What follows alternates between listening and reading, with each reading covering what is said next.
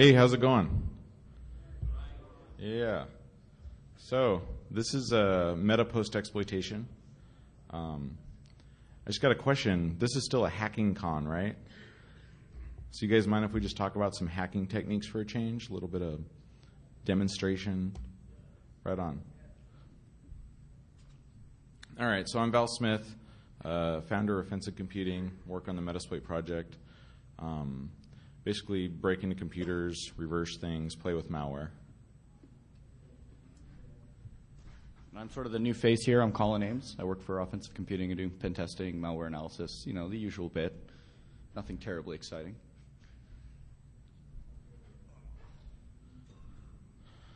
All right, so we just wanted to warn you guys, we discovered this really crazy DNS, can destroy the internet. Kind of freaked us out, so we wanted to share it with you to make sure you're aware. We're going to show you in this next slide here exactly what it is. So watch out. Danger. Also, since every other talk we've ever given is pretty much just pages of assembly, we thought we'd have a requisite page for you so you wouldn't feel like you missed anything. All right, now that that's over. All right, so basically this is a follow-up to the talk H.D. Moore and I gave last year. Don't know if any of you saw that one. It's a collection of strange, weird, old, unusual ways of breaking into computers. Well, this year we wanted to do the same thing, but it's about what you do after you break into the computers. Okay, so how do we define post-exploitation? Well, we see it as what are the steps you take after you've broken in, whether your goals are to move on to other computers or escalate your privileges or what have you. A lot of the traditional sort of things people do nowadays are rootkits, things like that. We're going to talk about some different stuff.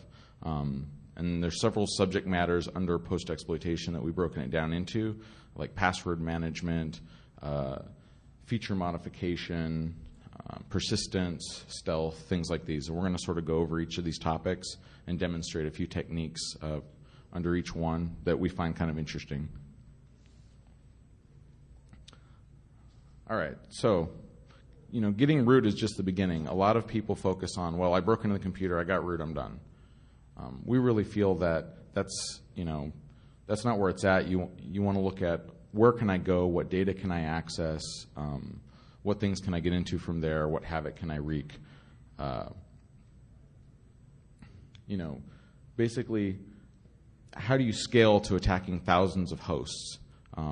If you're keeping track of one computer at a time, it's kind of hard. And you see botnet authors are very successful at this. We're sort of ignoring the botnet technology for this particular talk. All right, so the first subject we're going to talk about is password management. And what this means to us is on large pen tests or attacks, if you're breaking into lots of computers, you want to be able to keep track of what passwords go with what computer, what hosts, what access these passwords give you.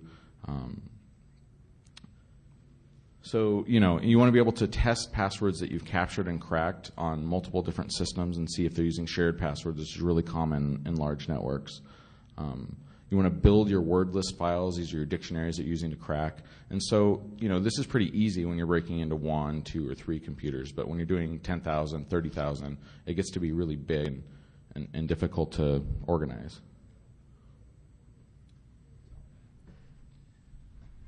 And Val's very fond of trying to do all of this in, Notepad or WordPad, TextPad, and it just doesn't scale to this point. So really, our goals here are we want to be able to acquire it and store it in some meaningful manner and organize it and track it. So this is useful both in attacking and gathering, further intelligence on what targets you might want to hit, as well as clean up later. And so basically, we just want to expand this out and show you the pieces of it. So basically, like I said, there's many stages. The first ones are, of course, acquiring hashes or cache credentials or so forth on a host, listing tokens, what's available there. Several tools that we can do that, some choices here. Then you have to prioritize, make some decisions, decide what you want to do with it, and then take your choices that you want and crack them, or rainbow tables, or however you want to approach these passwords. We don't want to talk about cracking here. people do it. It's not hard. I mean, there are some idiosyncrasies to it that we just can't get into right now. And then really, it's we want to track that so you can look back at what you've done, where you're going, as well as reuse it. So, again, here's some more existing tools. You have loft crack, cane enable, and these core impact that'll allow you to view a session, view some tool types, hash types, decide how you want to crack them, if you're going to use a rainbow tables or just a John type approach, and then basically how we want to track them. And this is just, we're trying to show you sort of a snapshot of what tools are out there and what limited features they already give you.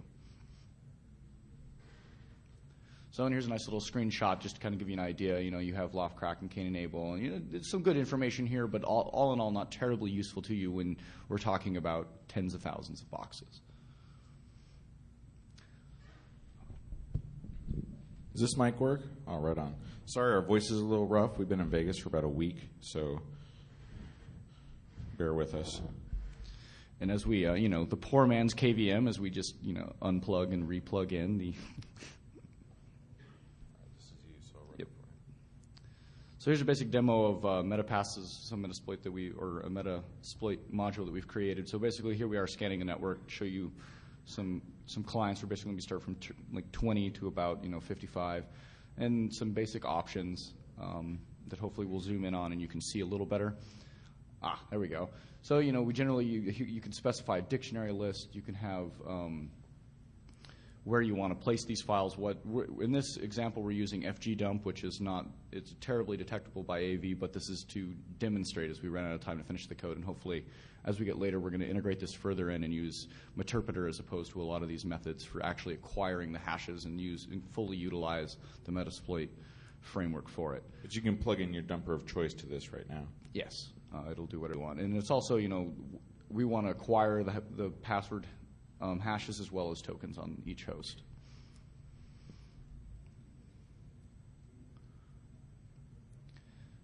And as we kind of go through here, kick in a few more options. We're going to specify the range of hosts that we want to go through. Type faster. All right. And some general things. 10 seconds for a timeout. That's just way too long. I'm way too impatient for that. So let's knock it down a bit. And then we're going to go into a user. This is a user that we have already acquired and hacked. And so that's important here. Like, we have the password in our dictionary list, so we have a specific number of passwords we've already acquired for this network. And so, like we're saying, this is post-exploitation. We have one host, we have one password at least, and we know at least one user. Here it's local Valsmith, who's a local administrator. As we kick it off, you'll also see, so we'll have output. The black screens are actually dumping. And if you look over on the right screen, you can actually see, well, not really, but so here's some output. We have some tokens that are going through, showing that we're dumping some passwords. Yay, tokens. And up in the right-hand corner, you can actually see the hosts broken out by IP ranges, and then you have a .pw dump as well as just a normal file. And these are each host that's been executed and exploited and gathered further intelligence so we can dig deeper. And so then we're going to go ahead and dump our acquired information into Loftcrack here. And we've prepended the last octet onto each because, well, as you'll see, there's quite a few administrators going through here. So it's, here's to aid in your continuation where you've cracked what you're going to do, and, some fun passwords up there, kind of amusing. So what this thing is doing is basically you start off with one account that you've hacked on the system, you feed it to this, and it's going to go out across the network, whatever ranges you specify, and try this password on every system, and then use whatever access it has to gather intelligence, like other passwords, accounts, tokens. So it's really automating that process of reusing your password and connecting to thousands of systems.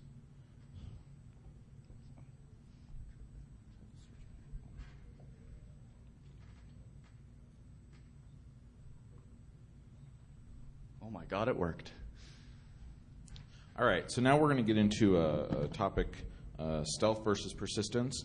Back in the old days when people talked about the concept of rootkits, this is basically a set of software that you would use to maintain root on a system.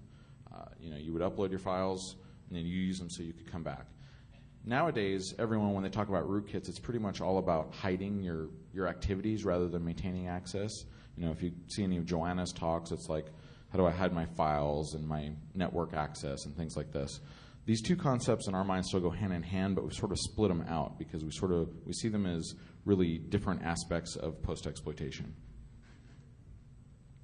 Okay, so what is persistence to us? Well, to us, it's maintaining access, just being able to reaccess the target that you've broken into. And why would you want to do this? Well, targets can get patched. A lot of exploits can be one-shot only, meaning once you use your exploit and break in, the system's unstable, and you can't break in again using the same exploit. Often you need to return to the host you've broken into multiple times afterwards, because either you don't know how useful the target is, or you learn something further on breaking into the network that tells you, oh, I need to go back and get this information or this data. The goals of persistence and post-exploitation are really access the target as often as you want. This is sort of a huge area of study. There's lots of people working on tools for this. Also keep in mind, sometimes persistence doesn't matter. Sometimes speed is more important than persistence. All right, so we've broken down sort of the stages of persistence, which start off as the initial access. This is when you exploit the box, either with Metasploit or standalone exploit or stolen password, and you break in.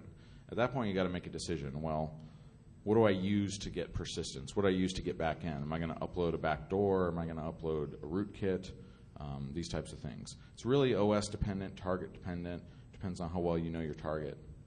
Then you're going to set up your persistent mechanism, whatever it is, and then you're going to come back to the target on successive occasions and get what you need. I'm a big advocate of cleanup. I've seen a lot of pen testers leave 100 different tools on a target. This gets you caught, makes forensics really easy, things like this. So leave no trace. There's all kinds of existing tools to help you maintain persistence. I'm not really going to talk too much about these. They're all pretty cool and everybody uses them, but they're conventional. The existence of one of these things on your system tells the target that they've been hacked. So we have sort of a couple of different perspectives on persistence. If you can always re-exploit the target, then why worry about it? This is sort of unlikely to be the case, but occasionally it is. What we really prefer to do is inject, add, or modify new vulnerabilities into a target. It's really hard to determine maliciousness when the system just has a bug and they're not aware of it. If they discover the bug, it's not like discovering a rootkit. When you see a rootkit, it's like, oh crap, I've been hacked. If you discover a vulnerable piece of software, have I been hacked, or is it, what's the deal? It's very difficult. If you watched any other talks any other year, it's very difficult to find bugs. People are writing fuzzers. People are doing all these crazy things to look for bugs.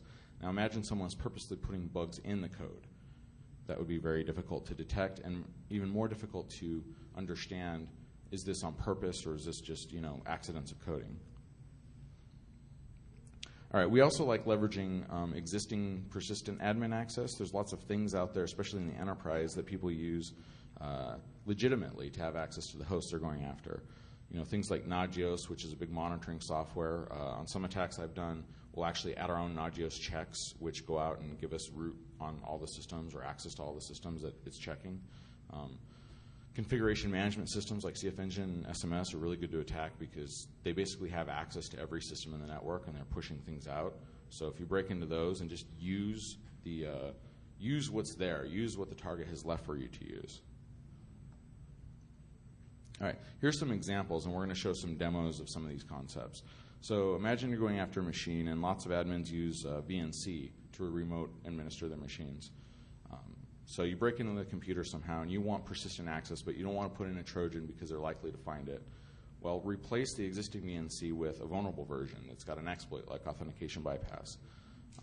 Make sure that you copy the password so that the target doesn't realize that his software has been modified. His VNC is going to work normally. When he logs in to do his thing, it's still going to be there, but you're also going to have an exploit that will work every time, and you haven't added any rootkits or backdoors.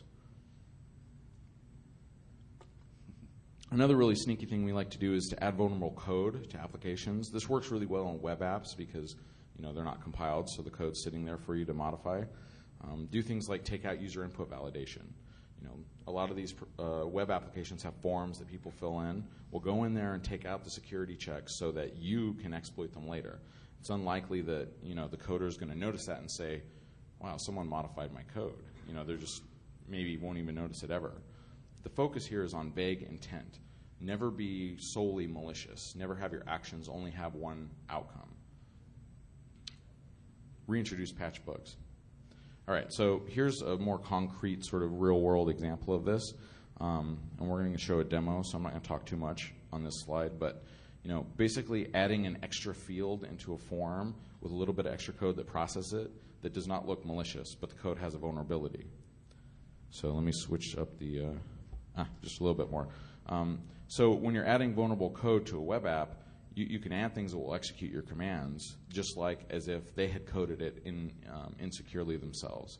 I mean, who needs to add a shell bound to a port which is going to be noisy and be detectable in some tool? It's unlikely to ever detect these kind of things, especially in big apps that have thousands of lines of code.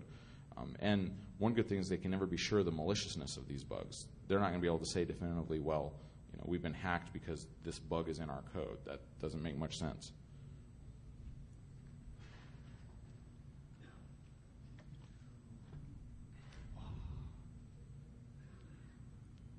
All right, one sec.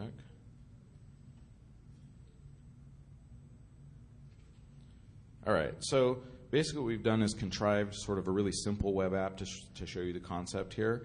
All this web app does is take what you type in and echo it, but extrapolate this idea out to any type of large web application. All right, so we're just typing in our stuff to make sure it works. This one in particular uses a GET request, so you can see the different parameters in the URL. So we've hacked the web server, okay? We have access to the web server. We want persistent access so that we can come back. The admin's likely to discover that there's a bug in whatever we use to exploit it and patch it.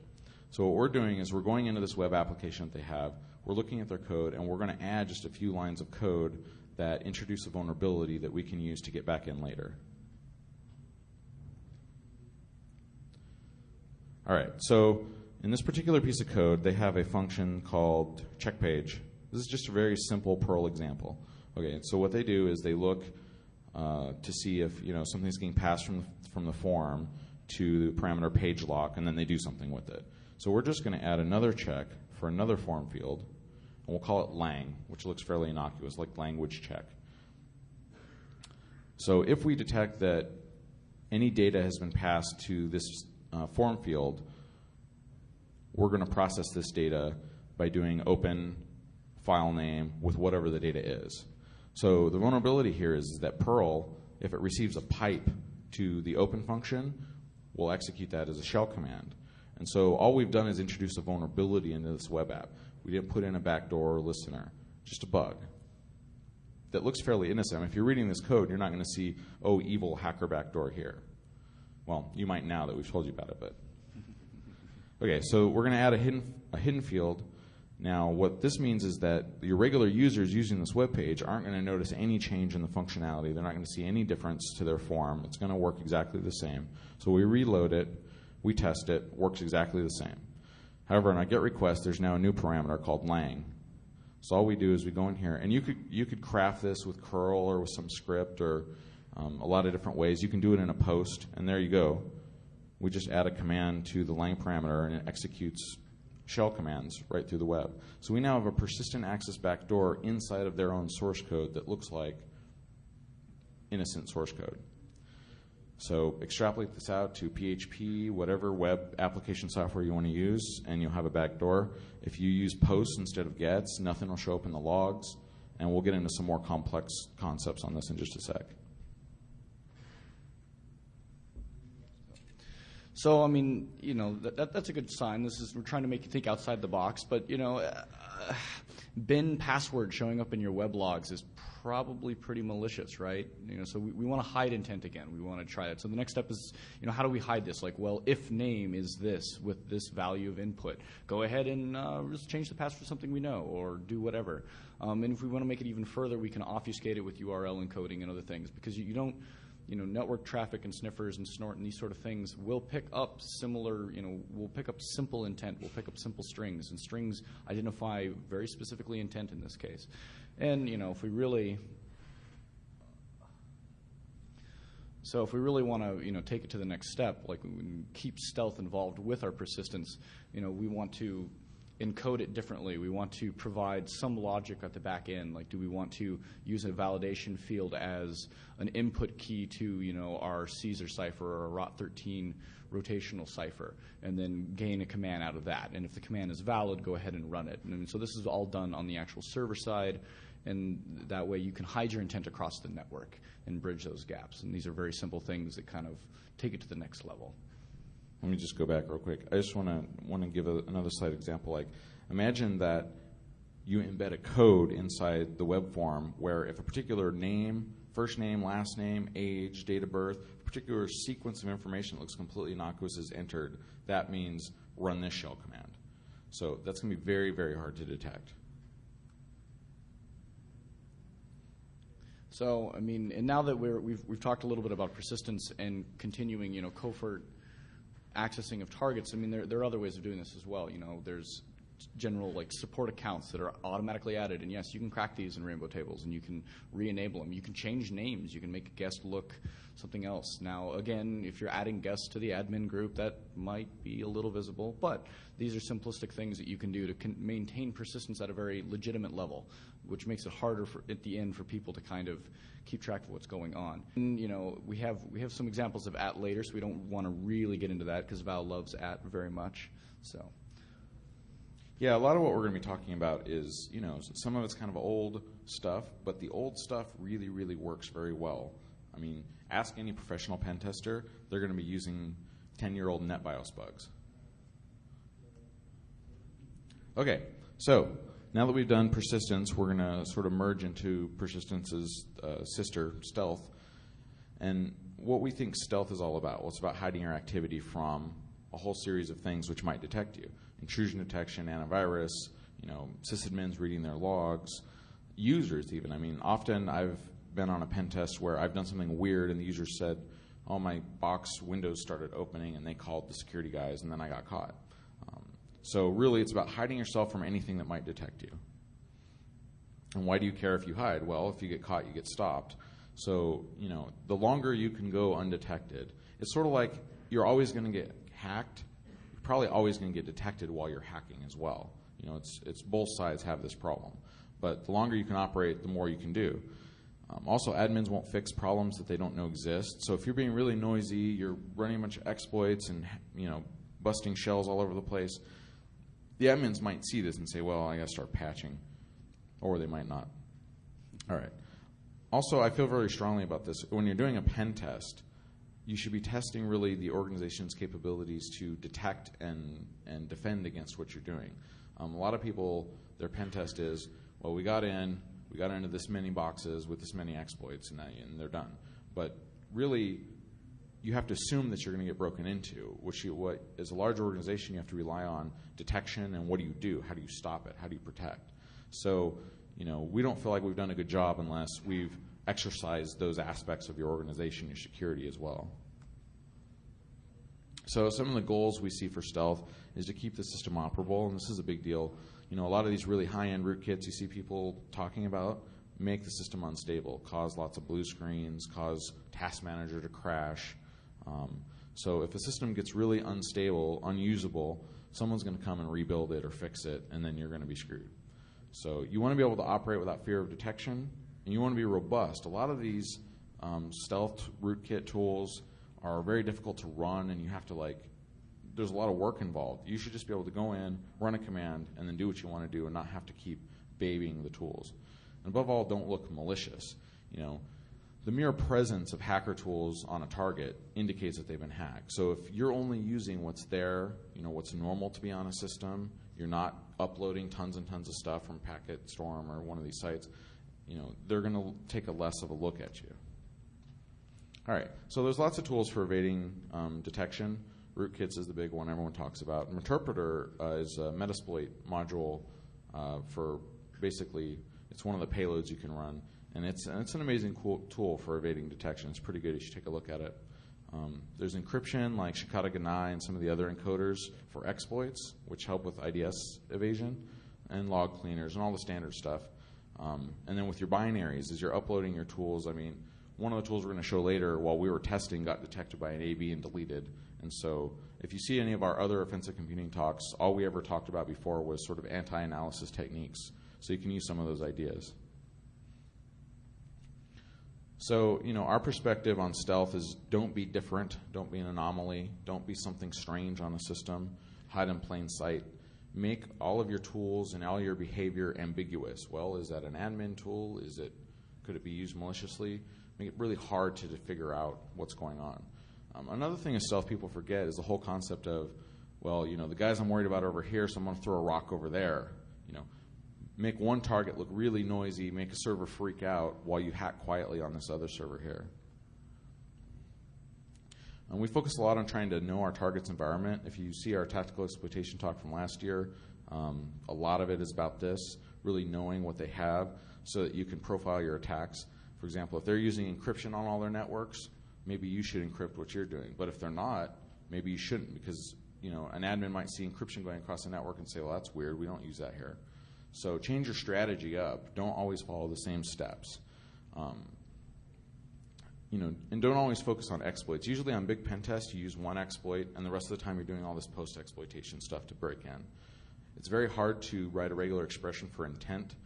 So if you're doing normal behavior that users do with malicious intent, no automated system is going to detect that. It's very difficult.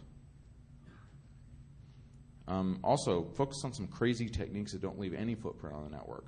Lots of big organizations are moving towards full packet capture and network logging and IDSs that store what's been happening forever. So use things that aren't ever seen by these systems at all, like IR ports. You walk into a room like this full of laptops. A lot of these laptops have IR ports. They'll automatically connect to each other, set up a network, and share folders. Well, you can just start throwing your Trojans on everybody's machine over IR, and then later, when you hack them, your code is already there. And so a forensics analysis or network forensics is never going to see anything going across the network sending tools because it never went on a network. It went over IR, Bluetooth, or any of these other strange types of protocols. Look at IPv6 and old protocols nobody uses anymore. A lot of people have their IPv4 interface firewalled off, but their IPv6 is sitting there wide open. So, think about really weird strategies that are outside the norm. And so, continuing on this idea of strange ideas outside of the norm, in Windows, basically, you have securable objects. This could be a file, this could be a registry key, this could be a policy, basically. And so logging is completely based upon all of these things. So if there's no logs, there's nothing to look at. Well, okay, but what about, logging is a good thing. If I just turn off all your logs, you'll probably notice that something's a little strange. So wait a minute. We can do the exact same thing. We can cause almost a denial of service in a sense, where we can put audit on success of opening, HKey local machine run. That doesn't get called ever in a normal day. If you're generating thousands and thousands of legitimate accesses, the logs will fill up with plenty of noise, and then you could either choose to allow them to log your actual malicious actions or not log. But, an admin will take a great deal of time hunting down all of these individual little pieces, and if you're not doing it programmatically, it's pretty much impossible, because I can enumerate through an entire file system that gets opened daily and create it so on successful opening of any of these objects, go ahead and log something to the security log for me. That turns into a real headache really quickly and can be very useful. Yeah, you might even get the admin to turn logging off for you without doing it.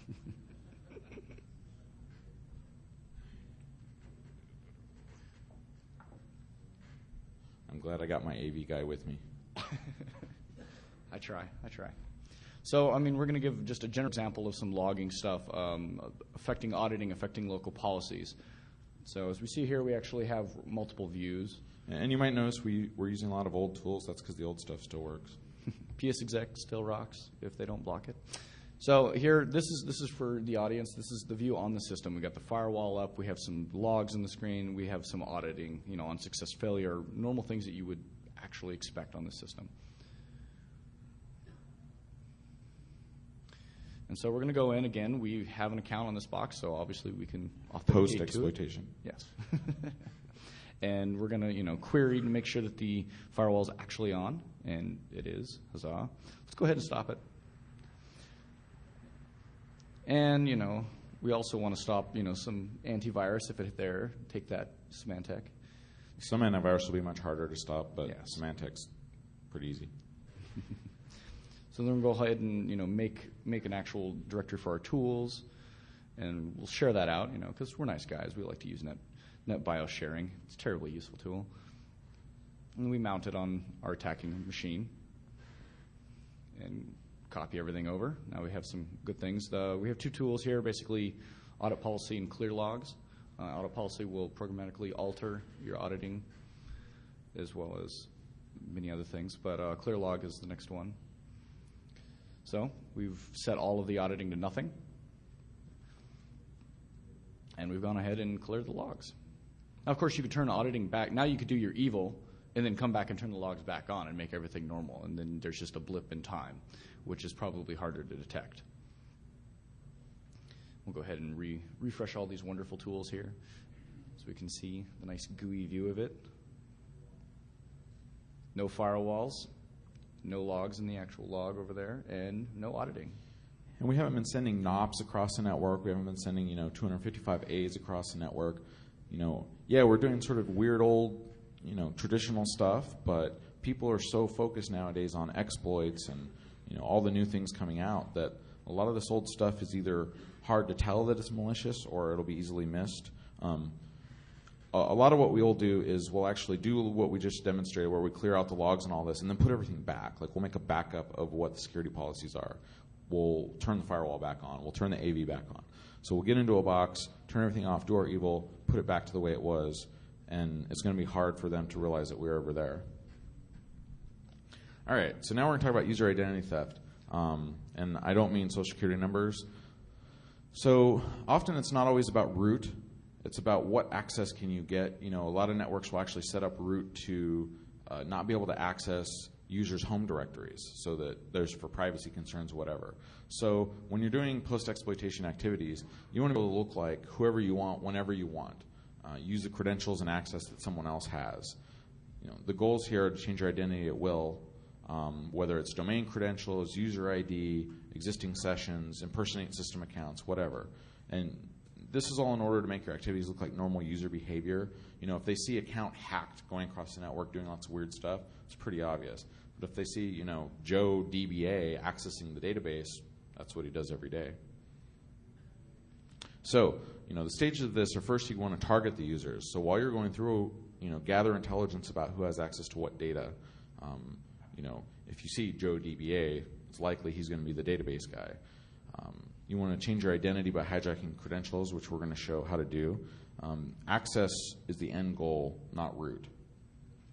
So there's actually some pretty cool tools to do this. There's a tool, and we're going to show some stuff with it, called Incognito. It's actually been built into Metasploit now. It's very, very useful as you hijack tokens. The FU rootkit from rootkit.com is very cool, and you can actually extend it to do some interesting things. And then some more traditional things, process injection, things like this. So, in this wonderful world of identity theft, we still have securable objects, and we still have a bunch of crap. And I used to say this, but I'm tired, and I just don't want to say it anymore. But, what we basically want is a privilege. Privileges is controlled by SIDs and tokens on Windows systems. And since we're very Windows-centric here for this talk, that's what we're going to stick with. And what do we want? We want access. And what do we get? Access, access, access. And basically, we're going to show how we'll use Incognito to swipe leftover tokens that are on a box to then elevate privileges to something that's a little more useful for us in targeting. All right, so basically what we're going to demo here, a little bit might be slightly tedious because it's stuff you probably know, but we really wanted to show the entire mindset and step-by-step process of starting with one host that we've hacked. How do we take over an entire domain? It's already loaded. So we're going to actually take over domain admin and do what we want.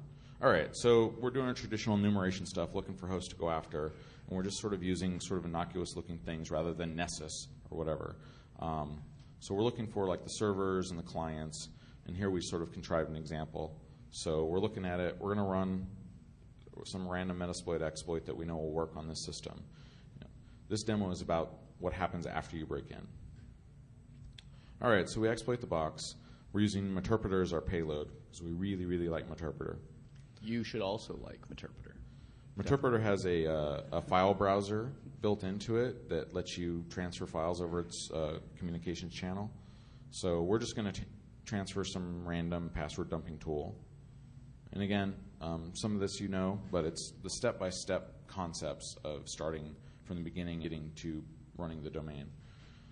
We're going to use a tool called SamJuicer, which is part of Metasploit research. Vinny Liu wrote it. It's pretty decent. All right, so using Meterpreter, we've set up a shell. And I know you can't read that, but it's actually not that important. All we're doing is dumping passwords.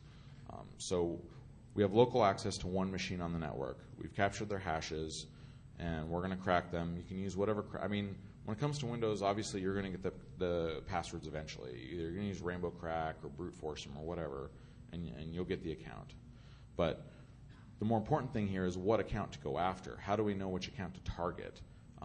Should we crack all 10 passwords we just dumped? Well, that might be a waste of processing resources. So we're going to run a couple of commands, and we'll zoom in here in a sec so you can actually see what we're doing. We're running net local group administrators because we want to target who's in the admin group. Well, there's an account called local Valsmith, which is in the admin group. What this tells us is, okay, who cares about all the other accounts? Let's just crack that one. And then we're enumerating the domain admins. Well, there's one called admin Valsmith. So that tells us who we want to go after next. We're building our attack plan as we go along. All right, so we really like Loft Crack still. I know it's old, but it's still cool. So we've cracked it, whatever. Now we're going to move on to the next stage. Incognito has a standalone mode, which we really want to show a lot of the manual hands-on techniques. And it has a sort of a long command line. But the first thing we're going to do is we want to enumerate tokens. And if you noticed before, MetaPass does this for you now. So we have the automated way and the manual way. So with Incognito, you pass it the username and password that you cracked that's a local account on the box. And it tells you that there's a token present for the domain admin that we want to target. So now we're going to go ahead and write a new command that says give us a shell using the account that we've hacked that's local and hijack the domain admin credentials off of the box. Believe it or not, when you log out, your credentials don't go away. They don't really go away until you reboot. I'm not sure what the design theory is behind that, but all right, so now we've got a shell, and I'm running a Who Am I tool, and basically we're domain admin, and that's really all it took. There's a lot of theory behind the way that Incognito works. I recommend reading Luke Jennings' paper on it. It's pretty awesome. But just to prove that we have domain admin, we're now adding a hacked account to the domain. I don't recommend doing this in practice because it's really obvious, but this just shows that our access is working. So we've added a username and password to the domain, and we're going to go check the domain admins group on the target that we hacked to verify that it all worked. And there it is. We have added our hacked account to the domain admins group. So we've basically taken over domain using only local access to one machine. And we're automating a lot of these types of attacks inside of Metasploit, and we'll be releasing the modules for them. So look for that.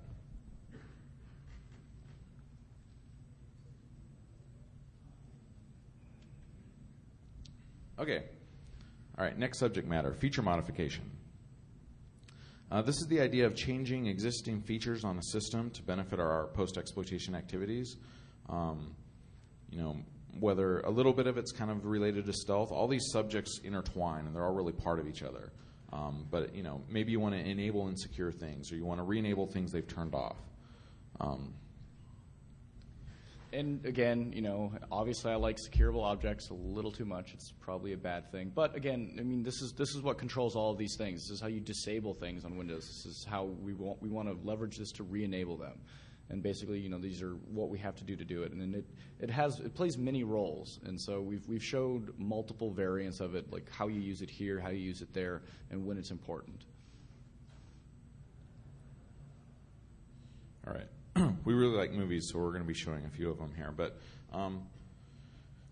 basically, we're going to show a fun demo here in a second about re-enabling GUI access remotely from a command line and why you would even care about doing this. But you got to be careful with this because sometimes turning stuff that they've intentionally turned off is a bad idea because it gets you caught. All right, so we've just provided a slide. I'm not going to read the whole thing, but this slide helps you enable VNC, like install it and turn it on remotely. If you've got an exploit, you can use the Metasploit module for injecting VNC, but a lot of times you're broken in with a password. So, you've got a password, you can get a shell through PSExec or some other way. So how do you install it fairly legitimately over a command line?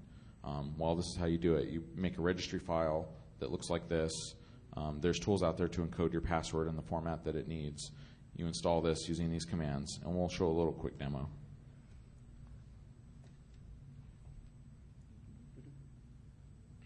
Now, the reason you would do this is a lot of times the system you're going after is running an application that doesn't have a command line component to it. And often you don't even care if you get root. You want access to the application. We'll show you why at the end of this demo here. All right, so we've hacked this machine. We have a command shell on it. We're going to establish authentication to it using this password that we've cracked or whatever. All right, so we're going to gain a shell. You can use lots of different things. We're using PSExec because it's easy. And we're going to add a directory under program files. Now, a lot of people will look in Windows System 2 for malware, System 32, but sticking stuff in program files works pretty good too. We're going to share this out to ourselves so we can copy files to it. And I advise turning shares off after you're done using them. All right, so we're going to connect to the share that we made. This is all like 1994 NetBIOS stuff. All right, so we copy our tools over there. We're going to go in there. Everything looks good. So we're going to add the registry settings using regedit. We're going to install the service for VNC. And then I believe we're going to start the service.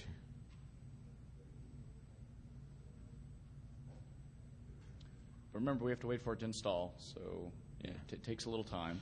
And for some reason, installing VNC this way, starting the service always fails the first try. I don't know if it's a timing issue or what, but the second try it always works, so keep that in mind. All right, so now we're going to connect to our target. Metasploit actually provides a VNC viewer for you if you want to use that. So we're going to connect. So we started off with a command line, which is pretty good for most things, and a lot of hackers focus on command lines.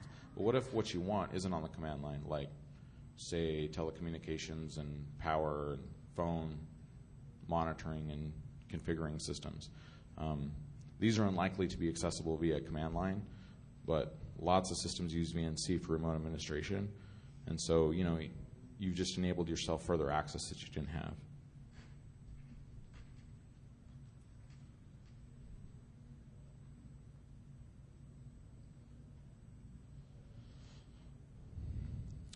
All right, so on a sort of similar topic, we just added VNC, but okay, well, VNC isn't something they had there natively, so are they going to detect it? Well, possibly. Maybe in a corporate port scan, they're going to see this weird port open. Okay, well, what about a remote desktop? That's something that is fairly legitimate and is already on your system, just often disabled. And why do you want this? Well, maybe the system you're going after is running the security cameras for the company, and you want to see what's going on these cameras, or who knows what else evil. All right, so enabling remote desktop is actually much more difficult than enabling VNC. You have to do a lot of work with GPOs. So we've created this policy file, which we'll provide in the slides, which will enable remote desktop for you, terminal services basically. Change the account to whatever real account you have access to. All right, so then there's another file you need to create with some registry settings that turns on terminal services, and then a set of commands that you run. We really love movies. And the stuff in the slides is really for you later. We're going to basically go through the exact same thing again here in the movie and just sort of reiterate it. We're just showing that we tried to connect with remote desktop, failed. Then we're going to go ahead and hop in here, and this is our shell that's on the actual remote box, and we're going to move into the security database where the actual local policy database is stored, and create a copy of it because remember we like cleaning up. We're all about cleaning up. So we want to share this out and copy it. And then we've pushed a registry file, which allows us to toggle things on, because there are some settings that are controlled in the registry, some are controlled in the local policy database. So we have two of those, an INI that will allow us to push to the database and a reg file that will change it. We've made sure that we've turned terminal services on via SC. And we've now 7 minutes. So, and then we've pushed the registry file, and then we're going to apply, well, first copy and then apply changes to the actual new database and push through it.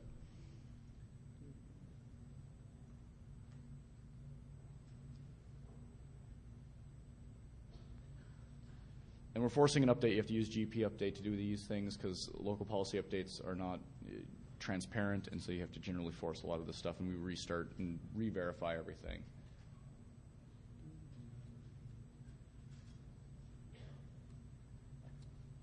And then we'll go ahead and log in with remote desktop.